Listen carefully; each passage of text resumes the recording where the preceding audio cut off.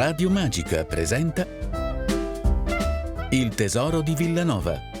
Maria Elena Porzio racconta la scoperta delle grotte di Villanova, nel comune di Lusevera, fatta da Pietro Negru nel 1925.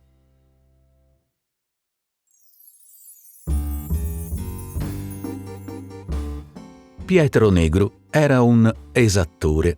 Il suo lavoro consisteva nel ricordare alle persone una cosa antipatica che proprio non piaceva a nessuno: pagare le tasse.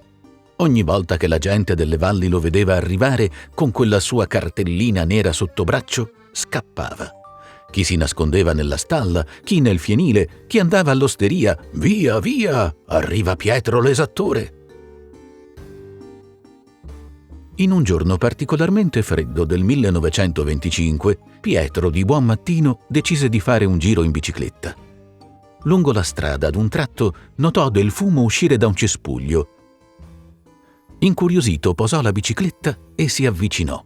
Forse è un incendio, pensò. Ma quando fu abbastanza vicino, si accorse con sorpresa che quello non era fumo, ma vapore acqueo che usciva da una fessura nel terreno. Pietro si inginocchiò per vedere meglio. Ma la fessura da cui usciva quel vapore era piccola, così piccola che ci entrava solo una mano. Una volta tornato in paese, Pietro andò subito a parlare della sua scoperta coi fratelli Fadin, che erano i proprietari del terreno. «Sono anni che da quel buco esce vapore», disse il primo lisciandosi la folta barba. «Oh sì, almeno dal 1906», aggiunse il secondo arricciandosi i baffi. «Quando abbiamo costruito la stalla, i sassi li abbiamo presi da là». Allora Pietro si fece coraggio e domandò: «E se cercassimo di scoprire da dove arriva quello sbuffo? Potremmo trovare qualcosa di importante, forse un tesoro». I due fratelli furono d'accordo. La sera stessa Pietro ne parlò anche con Gigi e Guerrino, i suoi migliori amici. Il primo aveva lavorato in miniera e non aveva nessuna paura di entrare nella pancia della terra. Il secondo era più curioso di un gatto. «Ve la sentite di darmi una mano? Se la fortuna ci assiste, potremmo fare una scoperta sensazionale, diventare famosi e nessuno scapperebbe più ogni volta che ti vede», disse Guerrino facendo l'occhiolino a Gigi.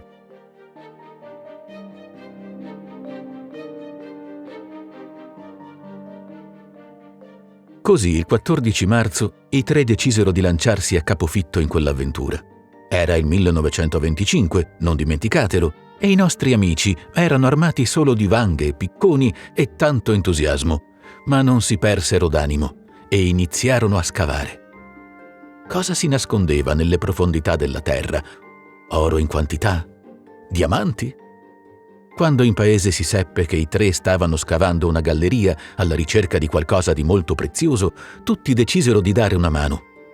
L'eccitazione era grande.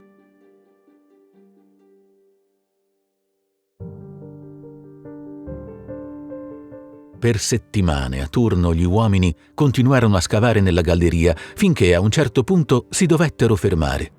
Davanti a loro c'era un pozzo che scendeva in profondità, nelle viscere della terra, scendeva così tanto che non se ne vedeva la fine. «E adesso?» domandò Pietro. «Adesso bisogna che qualcuno vada a vedere cosa c'è là sotto», disse Gigi. «Potrebbe esserci l'inferno», sussurrò Guerrino facendosi il segno della croce. «Ma che inferno? Secondo me laggiù potrebbe esserci un tesoro», rispose Gigi. «Butta un sasso, Pietro, vediamo quanto è profondo». Pietro buttò un sasso bello grosso nel pozzo e dopo un bel po',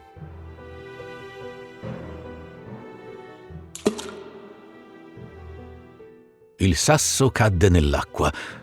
Forse laggiù c'era un lago? A quel punto in paese si decise di organizzare una spedizione. Servivano uomini esperti e coraggiosi che fossero in grado di calarsi per metri e metri lungo quel budello buio e freddo.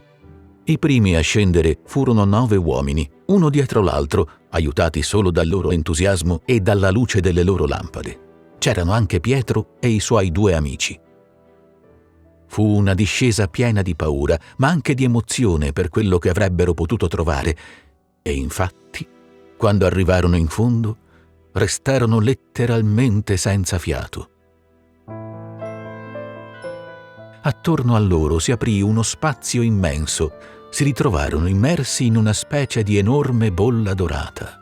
La luce delle torce illuminava per la prima volta, dopo milioni di anni, enormi stalagmiti e stalattiti. Le pareti erano ricoperte di cristalli che col riflesso brillavano di gioia, come se fossero felici di essere stati scoperti. Sembravano diamanti veri. «Altro che inferno, questo è il paradiso», disse Guerrino avvicinandosi a Pietro. «Questo è molto di più», sussurrò Pietro guardandosi intorno. «Questo è il tesoro di Villanova».